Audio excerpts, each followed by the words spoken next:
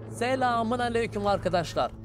Bugünkü videomuzda Türk'ün Oğuz soyundan, kınık boyundan, tüm mazlumların hamisi, Sultan Tuğrul Bey yeğeni, Horasan hakimi, bileği bükülmez Çağrı Beyoğlu, Muhammed Alparslan. kimdir? Tahta nasıl çıkmıştır? Bu konuda sizleri bilgilendireceğiz. Arkadaşlar, videomuza geçmeden önce videomuzu beğenmeyi ve abone olmayı unutmayın. Avucunda kan ile doğan Oğuz'un aslı, Selçuk'un nesli Muhammed Alparslan, Horasan Meliki Çağrı Bey'in oğludur. Doğum tarihini çeşitli kaynaklar 1029 ve 1032 yılları arasında gösterir. Tarih yazarlarının çok yiğit bir savaşçı olarak tanımladıkları hükümdar çok küçük yaşta ata binip ok atmayı öğrendi.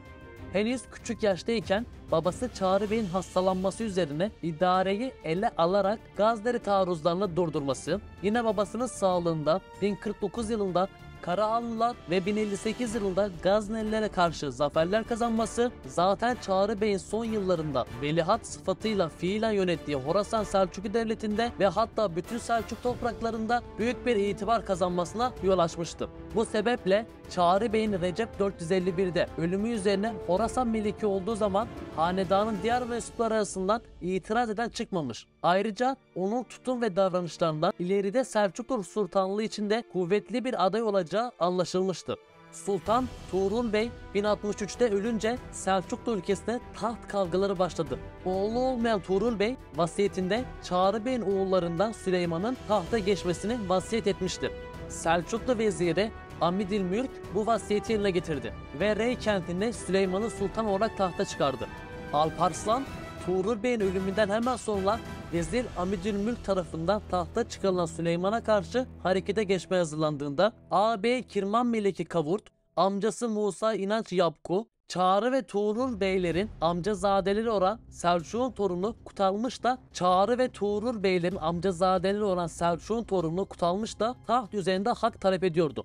Zaten bunlardan Kutalmış 3 yıl önce Tuğrul Bey'e karşı isyan etmişti. Alparslan önce kendisini emniyete almak için Tuğrul Bey'in ölümü üzerine isyan eden Kuttalan ve Saganiyan emirleriyle Herat'ta bulunan ihtiyar amcası İnanç Yapku üzerine yürümek zorunda kaldı. Asi emirleri itaat altına aldıktan sonra İnanç Yapku'yu da mağlup ederek taht üzerindeki hak talebinden vazgeçiren ve onu tekrar eski yerinde bırakan Alparslan büyük bir ordu ile imparatorluk başkenti Re'ye doğru hareket etti.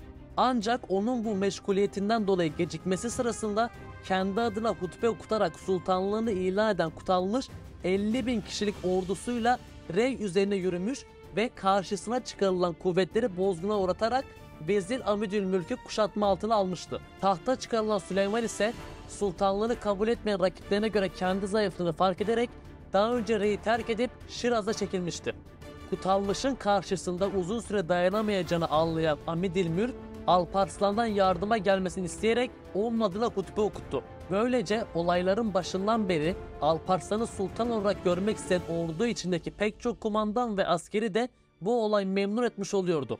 Alparslan'ın yaklaşmakta olduğunu haber alan Kutalmış, kuşatmayı kaldırıp savaşı kabul edebileceği uygun bir yer olan Damgan civarında Mil Vadisi'ne geldi ve akarsuların yerini değiştirerek çevreyi bataklık haline getirdi. Fakat savaş alanında önceden tertibat almasına ve ordusuna daha güçlü olmasına rağmen 1063 yılının son günlerinde cereyan ettiği sanılan savaşta mağlup oldu ve dağılan ordusunu kendi kalesi Girdub Kalesi'ne doğru çekmeye çalışırken kayalık bir bölgede atından düşerek öldü.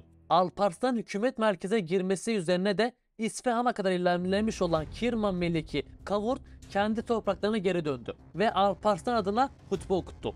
Alparslan'ın Rey'de tahta çıkmasından ve adına hutbe okutup sikke kestirmesinden sonra saltanatı Abbasi halifesi Kayyım Biemrillah tarafından da mütat törenlerle tasdik ve ilan edildi. Arkadaşlar, videomuz burada son bulmaktadır. Videomuzu beğenmeyi ve abone olmayı unutmayın. Kalın sağlıcakla.